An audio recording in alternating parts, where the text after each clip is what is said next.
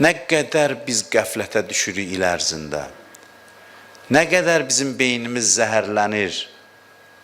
Gəlir bu 10 gündə gəlir bizi təmizləyir. Xahiş edirəm bu sözləri obrazlı qəbul eləməyin. Birbaşa qəsdi ilə, məqsədi ilə gəlir, bizim ruhumuzu yuyur, təmizləyir, gedir. Heç bir şeyin bu qədər təmizləmə gücü yoxdur. Bu məclislərdə iştirak edən insanlar çox nuranidir mənəvi cəhətdən. İndi bax, bilin bunu. Siz bir dənə həyatınızın ən mühüm mərhələsini qət eləmişsiniz. Bu 10 gündən sonra diqqətli olun ki, o nuraniyyəti qoruyub saxlayasınız. Allah İmam Hüseynin özündən istəyin ki, əlinizdən çıxmasın. Əllamə Əmini, bilirsiniz, Əl-Qədirin müəllifidir. Əllamə Əmini bir zamanda, müəyyən bir zaman çərçivəsində məktəbi diriltdi təzdən. Çox böyük bir xidmət elədi.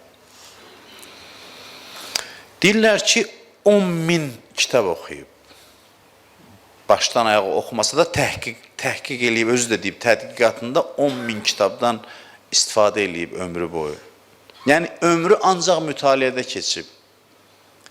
Özü də bizim millətdən də Azərbaycanlıdır. Əllamə Əmini bilirsiniz.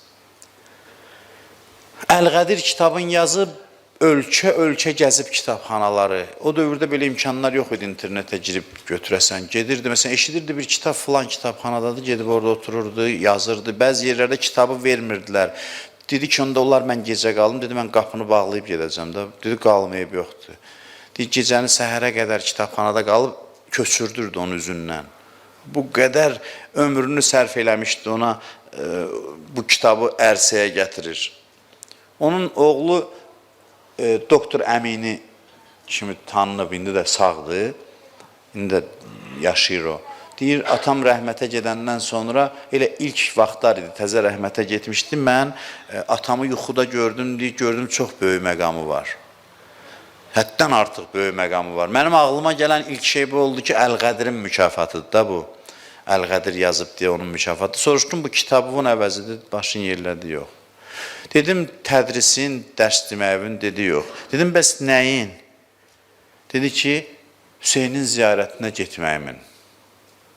Mən dedim, axı, yol bağlıdır ziyarətə, sən getməmsən axı. Dedi ki, Hüseyn məclisləri və Aşura ziyarətlərinin nəticəsində bunu mənə verdilər. O qədər kitab, təhqiqat, elmi əsərləri qoyublar tərəziyə, deyim, məni məqama çatdıran bu ziyarət oldu. İmam Hüseynin ziyarət eləməyim oldu. Ziyarət gətirdi məni, bu məclisə bu məqama çatdırdı.